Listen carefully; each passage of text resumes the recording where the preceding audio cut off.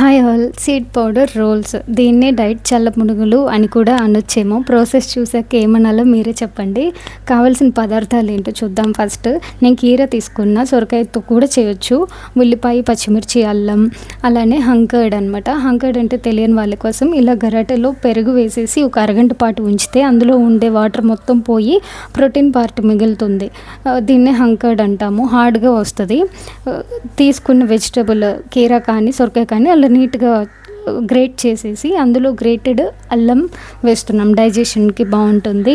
అలానే సన్నగా తరిగి ఉంచిన ఉల్లిపాయ, పచ్చిమిర్చి, అట్లనే కొంచెం పసుపు, జీలకర్ర.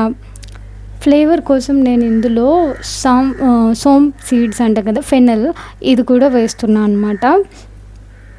ఇది మంచి ఫ్లేవర్ ఇస్తుంది, డైజెషన్కి కూడా మంచిది. అలానే రుచికి సరిపడా ఉప్పు.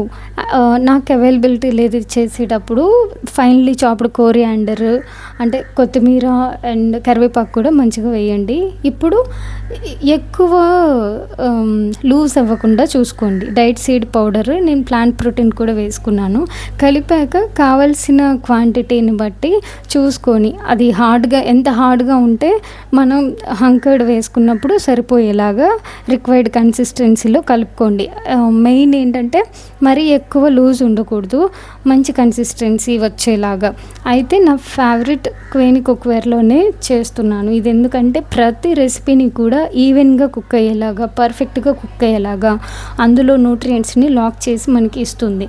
సో నేను డీప్ ఫ్రై కాకుండా షాలో ఫ్రై లాగా చేస్తున్నాను. ఎందుకంటే ఆయిల్ కాచేసాక అది వేస్ట్ అయిపోతుంది కదా, రీయూజ్ చేయలేము. సో ఈ షేప్లో చేస్తున్నాను అనమాట. పునుగుల్లాగా వేస్తే అవి మొత్తం మునిగేలాగా ఆయిల్ వేసి ఎందుకంత హడావిడి అని చెప్పి ఇలా రోల్స్ లాగా చేశాను. బట్ పునుగులు మీకు ఇష్టమైతే పునుగుల్లా వేయచ్చు. స్లోగా ఫ్లిప్ చేసుకొని ఇలా రెండు వైపులా రోస్ట్ చేసుకొని సర్వ్ చేసుకొని ప్రోటీన్ తినని వాళ్ళతో ఈజీగా టేస్టీగా తినిపించే రెసిపీ అనమాట ఇది. టేస్ట్ చేసి ఎలా ఉందో